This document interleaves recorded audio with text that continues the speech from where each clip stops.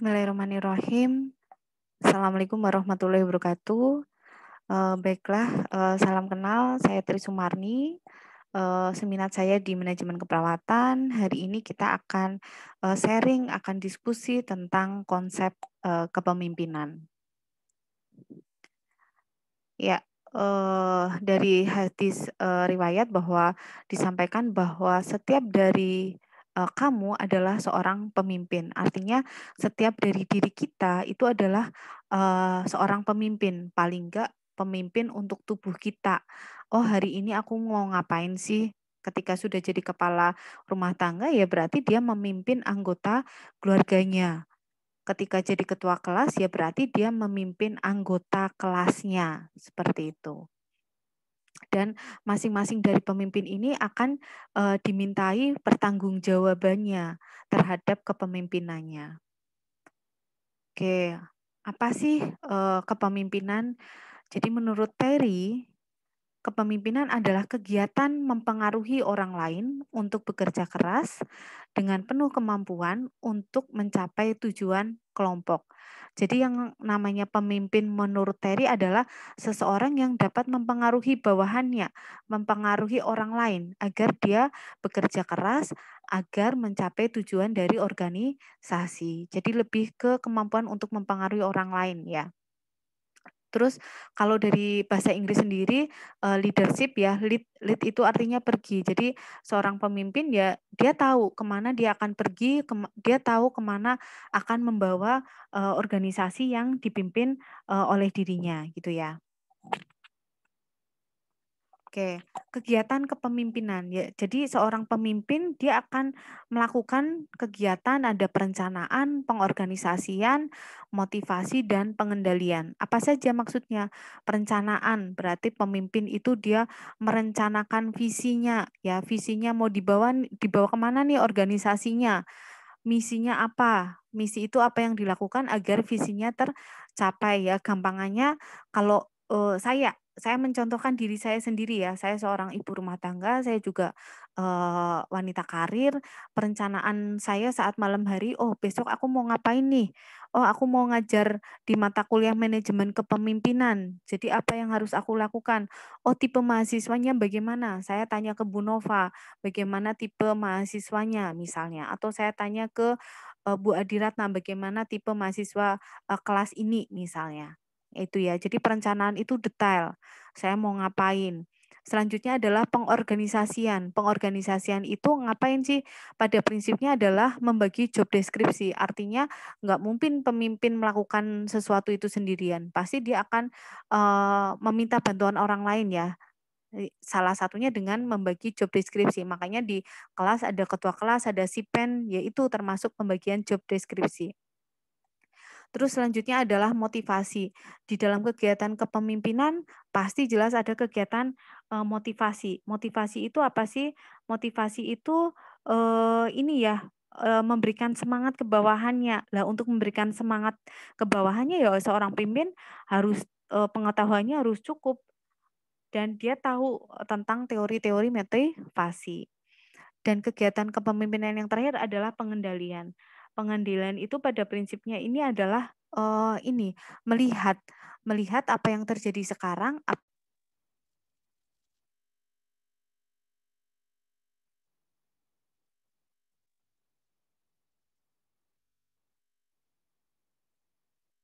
maaf lanjut,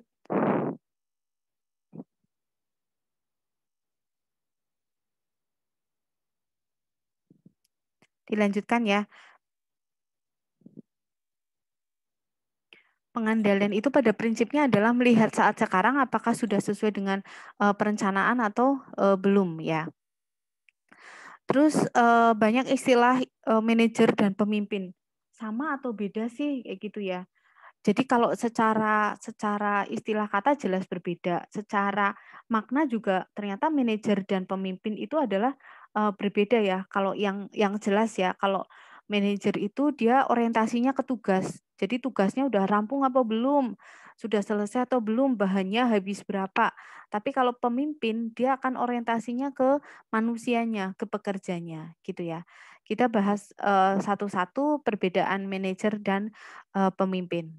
Yang pertama, manajer ini adalah memiliki posisi yang ditugaskan dalam organisasi formal. Jadi kalau manajer ini memang ada struktur organisasinya, struktur organisasi formal. Tapi kalau pemimpin mungkin enggak, tapi dia cara mendapatkan kekuasaan dari orang lain tadi dengan pengaruh ya. Tadi definisi pemimpin sendiri kan bagaimana cara menggerakkan orang agar dia mau bekerja keras agar mencapai tujuan. Terus selanjutnya adalah memiliki legitimasi sumber kekuasaan. Jadi dia punya apa ya ibaratnya kekuasaannya itu jelas absah. Lah kalau ini lebih luas dibandingkan manajer. Terus jadi kalau pemimpin itu dia terpisah dengan organisasi formal ya. Terus selanjutnya untuk manajer menekankan pada pengendalian, pengambilan keputusan, analisis keputusan dan hasil. Jadi lebih pengendalian kan tadi berarti si manajer itu dia lebih fokus apa yang terjadi sekarang, apakah sesuai dengan perencanaan atau tidak, ya.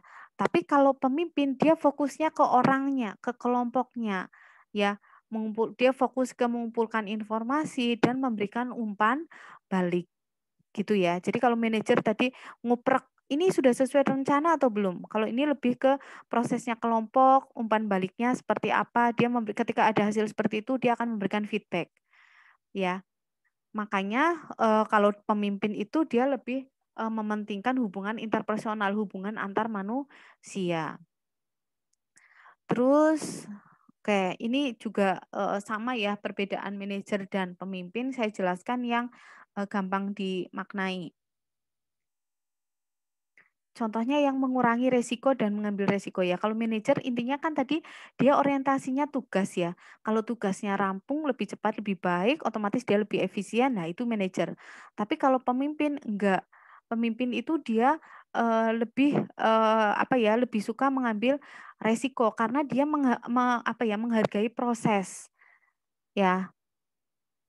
Terus di sini yang bisa dipahami adalah ketika manajer dan pemimpin, manajer dia menyampaikan ya, jadi ngomong detail, "Ini ya, aku pengen kayak gini, kamu nanti lakukan ya." Nah, itu adalah manajer.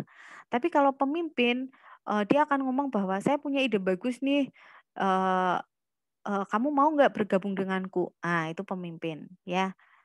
Terus merencanakan detail itu manajer detail ya, ngapain per pertemuan, si A ngapain, si B ngapain. Terus, kalau pemimpin dia lebih ke membuat anak buahnya itu, berkreasi sendiri, ya. Terus ini jelas banget ya kalau manajer menginstruksi karyawan tadi kan ya, "Oh kamu A harus ngapain, B kamu harus ngapain." Tapi kalau pemimpin dia lebih ke mendorong karyawannya. Kalau kamu punya ide yang lebih baik, kamu bisa lakukan itu, gitu ya. Jadi lebih ke, mendorong karyawannya. Terus selanjutnya adalah, eee, kayak kalau manajer karena tadi dia orientasinya tugas ketika ada masalah, eee melihat masalah, ketika ada masalah udah stop berarti kita cari yang lain. Tapi kalau kalau pemimpin, kalau ketika ada masalah, oh berarti kita cari alternatif yang lain ya. Jadi kalau manajer di sini juga menerima keadaan, tapi kalau pemimpin lebih ke menantang, tapi bukan menantang, tapi dia berani mengambil, resiko, ya. Oke. Ini beda lagi, pemimpin atau bos.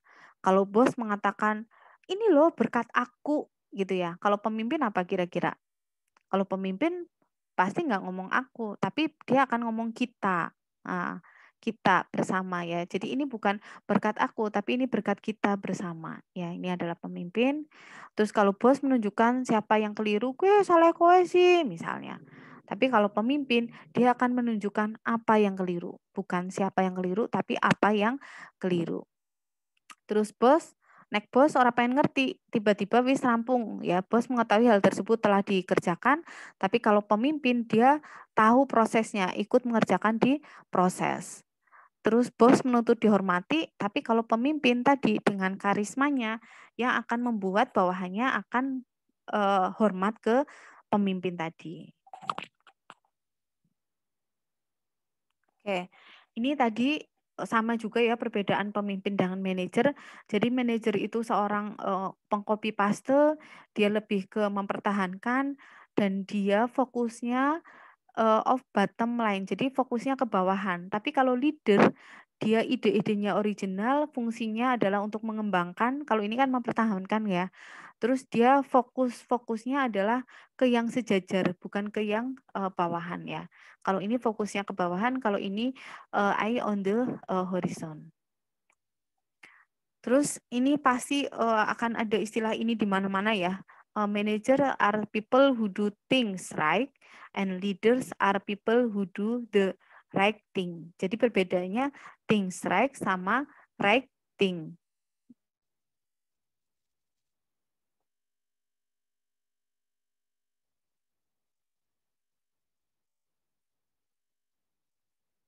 Ya, maaf lanjut lagi. Jadi kalau manajer itu melakukan hal atau sesuatu dengan benar, sementara pemimpin melakukan hal yang benar. Artinya kalau manajer dia apa-apa itu kudu sesuai SOP. Ya, tapi kalau pemimpin karena dia kreatif, dia mungkin ada agak nyeleneh, agak keluar sedikit dari SOP tadi. Ya, gitu ya. Jadi kalau manajer melakukan sesuatu hal dengan benar tadi berarti dengan adanya SOP dia ngikut plek-ciplek ya. Tapi kalau pemimpin melakukan sesuatu yang benar ya, mungkin nggak sesuai SOP, tapi udah pasti yang benar gitu. Oke, selanjutnya teori kepemimpinan banyak ya, ada great man teori, ada trait teori, dan karismatik teori. Kalau great man teori sering disebut sebagai teori manusia terbaik atau teori sifat. Jadi seorang menjadi pemimpin itu karena memang dilahirkan untuk jadi pemimpin. Ya, jadi pemimpin itu terlahir karena memang punya sifat yang baik atau punya fisik yang besar. Itu adalah great man teori. Selanjutnya kalau uh, trait. Kalau trait teori itu, jadi seorang pemimpin itu karena bakat khususnya ya, bakat khusus ini bisa diperoleh pada saat dia lahir atau bisa juga karena dipelajari gitu. Itu adalah trait teori. Terus kalau karismatik teori itu seorang jadi pemimpin itu karena karisma yang dimiliki ya. Karisma itu tadi kemampuan yang dimiliki seseorang untuk mempengaruhi orang lain ya. Terus unsur kepemimpinan yang pertama adanya seseorang menjadi pemimpin jelas ya. Kalau nggak ada orangnya ya otomatis nggak bisa. Adanya karakteristik khusus yang dimiliki pemimpin, karakteristik pemimpin nanti dibahas di belakang. Adanya situasi lingkungan yang menguntungkan pemimpin, adanya seseorang atau sekelompok orang yang akan dipimpin. Jelas ya. Kalau ada pemimpin tapi nggak ada yang dipimpin ya sama aja bohong. Oke, ini lanjut yang tadi bagaimana kriteria seorang pemimpin. Yang pertama adalah integriti.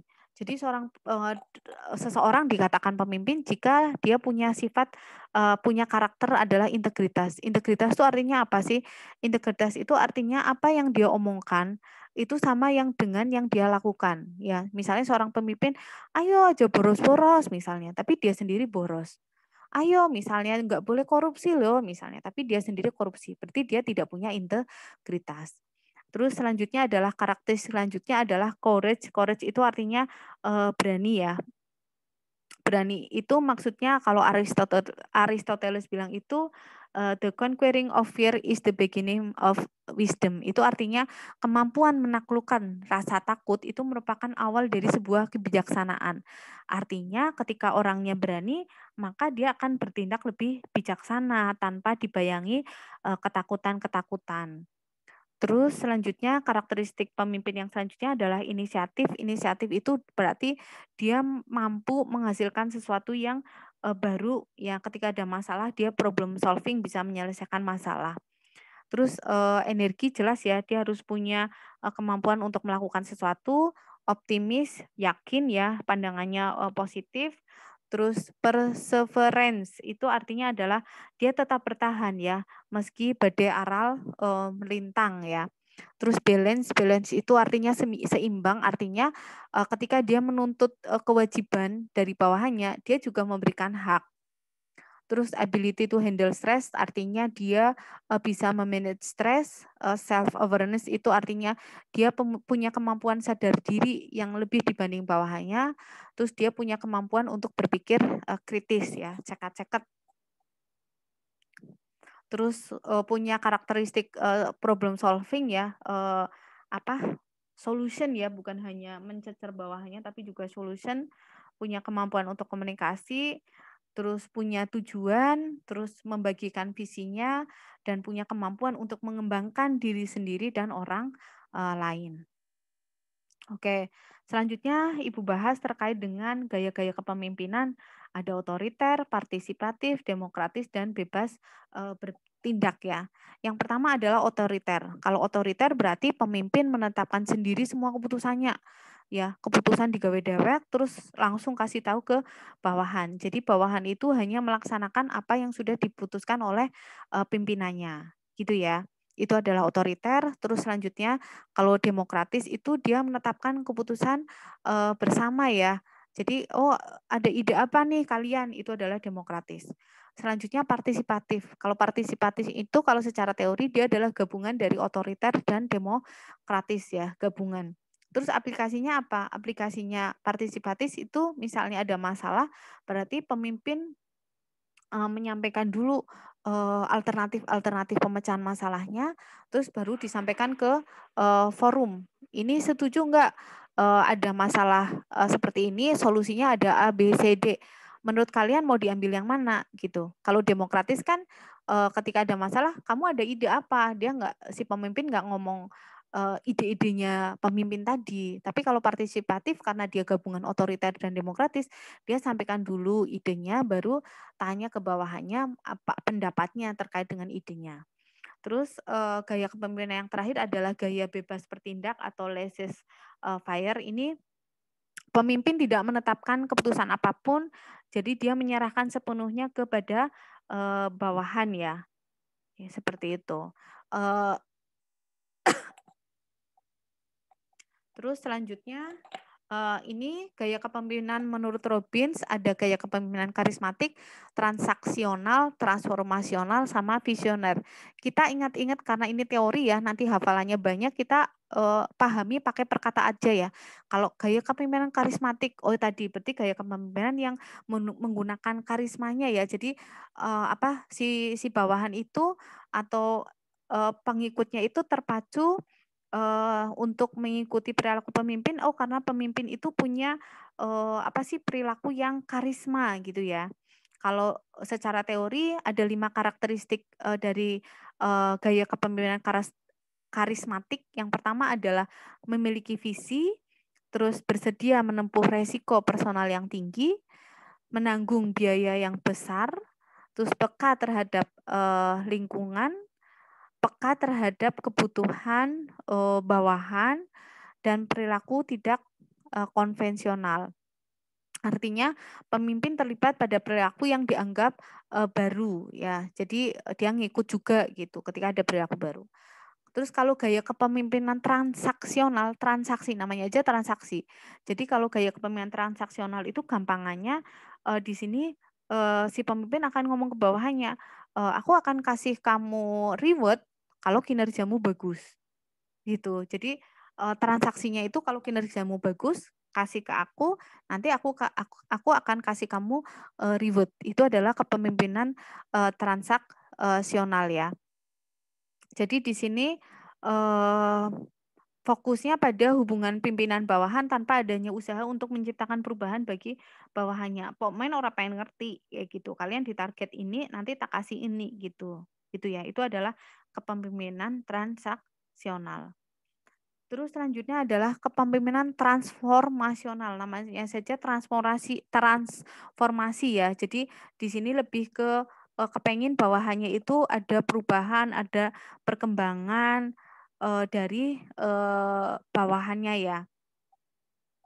karakteristik dari gaya transformasional ini dia menanamkan kebanggaan, dia menginspirasi, terus memberikan dorongan stimulus intelektual.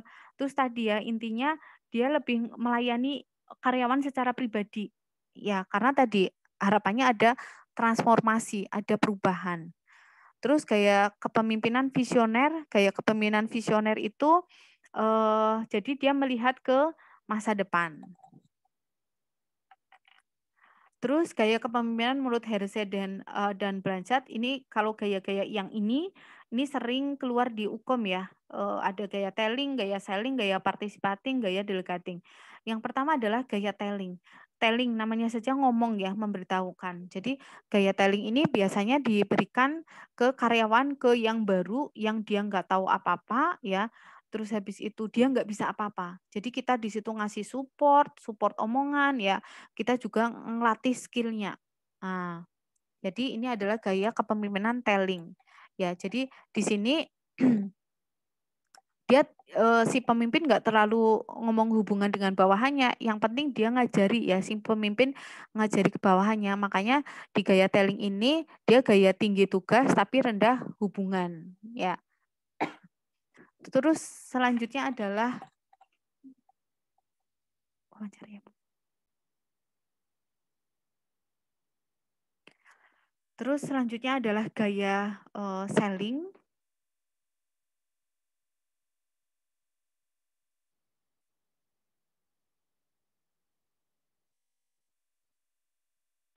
Gaya selling di sini namanya saja selling, menjual ya. Jadi kalau gaya selling ini diberikan ke karyawan yang dia mau tapi dia tidak mampu. Jadi dia mau tapi tidak mampu. Bahaya juga kan punya karyawan kayak gitu. Kalau perawat ya bahaya ya, dia semangatnya tinggi tapi nginfus, nyuntik, apa-apa ora tayang ya. Bahaya ya, membahayakan pasien. Jadi di sini gaya selling di sini artinya pemimpin dia memberikan motivasi ke karyawannya untuk bekerja lebih bagus ya. Jadi kalau gaya selling di sini tinggi tugas tapi tinggi juga hubungan ya.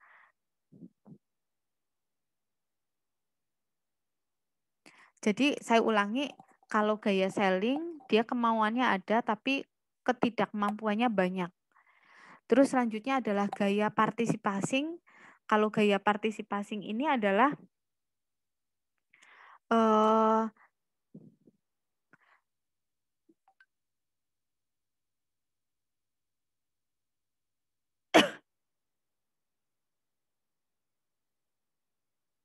jadi kalau gaya participating kebalikannya gaya selling.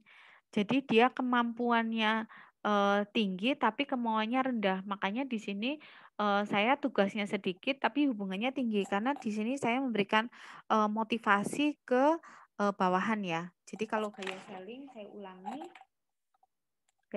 ulangi, dia mau tapi tidak mampu. Sementara kalau participating dia mampu tapi tidak mau, ya. Terus selanjutnya gaya delegating, delegasi itu memberikan delegasi ya, memberikan kewenangan, artinya karyawannya udah bagus nih, dia mau, dia juga mampu. Nah, sehingga kita tinggal delegasi. Delegasi itu artinya kita memberikan pekerjaan ke bawahan dengan tetap mengikuti SOP delegasi dengan adanya pemantauan, gitu ya. Terus ini yang tadi saya bilang menurut Hasle tadi hubungannya rendah atau tidak ya. Tadi kan ada instruksi, konsultasi, partisipasi sama delegasi. Ini ada telling, ini adalah selling, partisipasi, baru delegasi ya. Ini di sini adalah kesiapan pegawainya, terus ini hubungan atasan dengan bawahan ya. Saya contohkan misalnya di sini kesiapan pegawainya satu, ya kan ya. Terus hubungannya tadi kemampuannya rendah, kemauannya juga rendah. Berarti dia harus gaya telling ya. Tapi kalau misalnya kemauannya bagus, tidak mampu, barulah selling. Kalau partisipasi itu dia mampu ya, mampu tapi kurang mau. Lah barulah partisipasi. Delegasi itu kalau udah bagus semuanya ya, pegawainya udah siap, terus jadi ini perhatian pemimpin terhadap hubungan pegawainya ya rendah, wong wis tayang kabeh gitu. Nah, ini ada penjelasan yang tadi ya. M1 rendah, tidak mau dan tidak mampu, berarti perilaku kepemimpinannya adalah instruksi tadi. Instruksi itu nama lainnya adalah gaya selling ya. Di sini tinggi tugas, rendah hubungan. Terus tidak mampu tapi mau. Apa tadi? Konsultasi atau nama lainnya adalah gaya selling ya, tinggi tugas dan tinggi hubungan. Terus yang ketiga, mampu tapi tidak mau. Partisipasi, rendah tugas, tinggi hubungan. Dan yang terakhir, dia mau dan mampu, tinggal delegasi. Dia rendah tugas dan rendah hubungan. Mudah ya? Terus gaya pemimpinan menurut Robert House ada direktif, suportif, partisipatif, dan berorientasi tujuan. Kalau direktif itu artinya pemimpin berorientasi pada hasil yang dicapai oleh bawahannya ya. Jadi pemimpin menyatakan pada bawahan tentang bagaimana direktif itu, bagaimana sih cara menyelesaikan tugas itu direktif. Kalau suportif lebih ke mendekatkan diri dengan bawahan, ramah ke bawahan. Kalau partisipatif itu pemimpin berkonsultasi dengan bawahan untuk mendapatkan masukan dan saran dalam rangka pengambilan keputusan ya. Kalau berorientasi tujuan, menetapkan tujuan dan mengharapkan bawahan itu bisa bekerja sama untuk mencapai tujuan. Oke, terus selanjutnya dimensi kepemimpinan ada orientasi tugas, ada orientasi hubungan antar manusia. Artinya pemimpin itu mikirnya tugasnya selesai atau enggak ya, sesuai visi misi atau tidak, sementara orientasi HAM itu lebih ke hubungan pemimpin dengan bawahannya ya, kan enggak melulu hidup itu masalah tugas ya, tapi bagaimana dia menjalin komunikasi dengan orang lain, bagaimana dia berinteraksi dengan orang lain ya. Jadi kalau orientasi tugas itu lebih ke apa sih ya, dia ngomong pemimpin itu ngomong, apa ya, "Oh kamu melakukan tugas A, kamu melakukan tugas B, C, D." Makanya tadi kan orientasinya tugas. Tapi kalau orientasi hubungan, dia lebih ke memelihara hubungan antar, bawahan ya. Terus pemimpin yang efektif itu dia luas ya, artinya luas, ini dia sesuai dengan situasi, ya. Bawahannya lagi beler-beler ya perlu pakai otoriter, tapi kalau sudah bagus ya boleh juga pakai laissez-faire ya, boleh. Terus sadar mengenai dirinya, terus memberitahu pengaruh bawahan, terus, pemimpin yang efektif harus sering melakukan monitoring atau pengawasan, terus, selalu ingat baik masalah mendesak maupun jangka panjang, jadi sebelum sebelum bertindak itu dipikirkan, ya. Terus, memastikan bahwa keputusan yang dibuat itu tepat, eee, selalu mudah ditemukan ketika bawahannya mau konsul ya, mau curhat, terus berusaha menepati janji dan, dia siap terhadap, SOP ya, artinya aturan main, ketika bekerja, ketika ditanya oleh, bawahannya dia, bisa menjawab itu. Oke, ini sifat-sifat pemimpin ya, ada sifat bumi, matahari, bulan, samudra, api, bintang, air, angin, ya sama sama apa ya, sama yang dirasakan ya. Contoh di sini adalah sifat bumi. Bumi itu kan tempat hidupnya manusia, hewan dan hewan ya, tumbuhan juga. Nah, jadi berarti seorang pemimpin kalau dia punya sifat bumi itu berarti dia akan menyejahterakan orang yang bersamanya gitu. Kayak bumi kan menyediakan tempat, ya pemimpin juga menyediakan tempat, menyejahterakan bawahannya. Itu adalah sifat bumi. Selanjutnya sifat matahari. Matahari apa sih? Jadi sumber energi ya. Ya sama, pemimpin itu jadi sumber energi yang memberikan kekuatan untuk bawahannya ya. Jadi inspirasi bawahannya, jadi memberikan semangat ke bawahannya. Dan sifat matahari ini ketika pemimpin punya sifat matahari, dia pasti akan membela bawahannya ketika tertindas. Selanjutnya sifat bulan. Bulan itu kan dia memberikan cahaya saat malam hari ya. Jadi artinya si bulan ini menjadi penerang di bumi. Nah, kalau pemimpin punya sifat bulan berarti dia memberikan pencerahan ke bawahannya ya. Dia menjadi penuntun, penuntun ya. Terus menjunjung tinggi moralitas. Selanjutnya adalah sifat samudra. Samudra ini artinya apa ya? Kelapangan dada, keluasan hati. Jadi ketika pemimpin punya sifat samudra, ketika dikritik oleh orang lain, ya dia akan lapang dada, siap menerima saran sekalipun itu dari bawahan ya. Terus selanjutnya adalah sifat bintang. Bintang siapa? Bintang kan melukiskan posisi yang tinggi ya. Nah, kalau pemimpin punya sifat bintang, itu berarti dia memiliki posisi yang terhormat dan dihormati. Ya, jadi bawahannya itu juga lebih banyak yang mencintainya ya. Sedang lawannya itu akan menyeganinya. Selanjutnya sifat angin. Angin itu kan dapat masuk ya, menyusup ke segala tempat ya. Kalau kalau diterjemahkan di filsafat Jawa, angin itu adalah bentuk ketelitian dan kehati-hatian ya.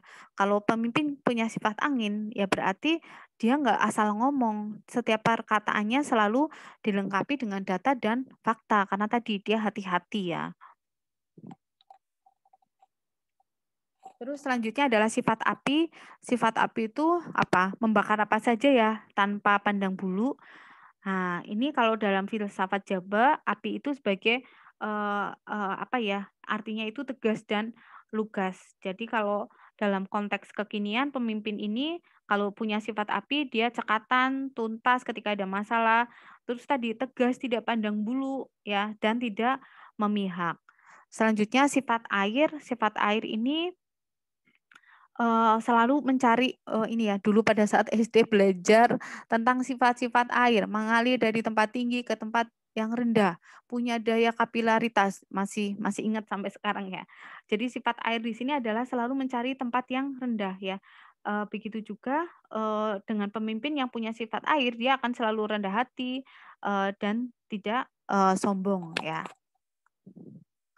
Terus kepemimpinan menurut Ki Hajar Dewantara ing ngarsa sung tulodo ing madya mangunkarsa tutwuri handa yani. Jadi ing madya ing ngarsa sung tulodo. Jadi kalau di depan memberikan contoh, kalau di tengah ing madya mangunkarsa memberikan semangat, terus tutwuri handa yani. Tutwuri handa yani kalau dia di belakang berarti dia akan memberikan support ya, tapi dengan tetap memberikan support agar anak-anaknya, anak buahnya itu inovasi, berkreasi, tapi tetap pemimpin itu melihat dari belakang. Itu Tutwuri Handayani. Terus ada juga istilah yang lain, ajo kagetan, ajo gumunan, ajo dumeh. Itu sifat pemimpin. Terus keterampilan dalam kepemimpinan, ya kalau mau jadi seorang pemimpin yang bagus, berarti dia harus pinter. Keterampilan teknis, keterampilan HAM, dan keterampilan yang bersifat konseptual. Yang pertama adalah keterampilan yang teknis ya. Misalnya kepala ruang ya berarti dia kudu bisa nginfus, dia kudu bisa masang kateter. Terus keterampilan HAM berarti hubungan antar manusia, bukan hak asasi manusia ya, tapi bagaimana si pemimpin ini berkomunikasi dengan orang lain. Itu adalah keterampilan hubungan antar manusia. Terus keterampilan yang bersifat konseptual. Nah, pemimpin ke kudu pinter tadi ya, konsepnya tahu. Oke, terus selanjutnya di sini kan ada manajer tingkat atas, menengah, dan bawah ya. Contohnya ini manajer tingkat atas adalah direktur rumah sakit, ini adalah si keperawatan, yang bawah adalah kepala ruang misal. Kita lihat ini ya kolom-kolomnya. Keterampilan teknis itu paling banyak yang harus dikuasai oleh kepala ruang. Terus sementara keterampilan konsep yang harus banyak diketahui oleh direktur. Contoh aplikasinya. Tapi kalau hubungan antar manusia itu semuanya sama, lebarnya sama ya, antara kepala ruang, kasih keperawatan misalnya, terus direktur rumah sakit. Direktur rumah sakit ya dia harus pinter konsep manajemen rumah sakit misalnya, ya. Tapi si direktur ini mungkin nggak bisa nginfus, ya nggak apa-apa. Memang seperti itu, karena dia mikir besar, mikir rumah sakit mau dibawa kemana. Kalau kepala ruang kan mikir ruangannya, ya. Tapi kemampuan komunikasi antara direktur, antara kasih keperawatan, antar kepala ruang, antara perawat IBS, perawat ruangan itu sama, ya. Tapi secara konsep itu harus lebih banyak atasannya. Tapi kalau teknis itu harus lebih banyak bawahannya. Oke, selanjutnya adalah faktor yang mempengaruhi kepemimpinan, ada karakteristik pribadi, kelompok yang dipimpin, dan situasi yang dihadapi. Artinya pemimpin akan pakai gaya apa sih? Ini ada 3 hal yang mempengaruhi.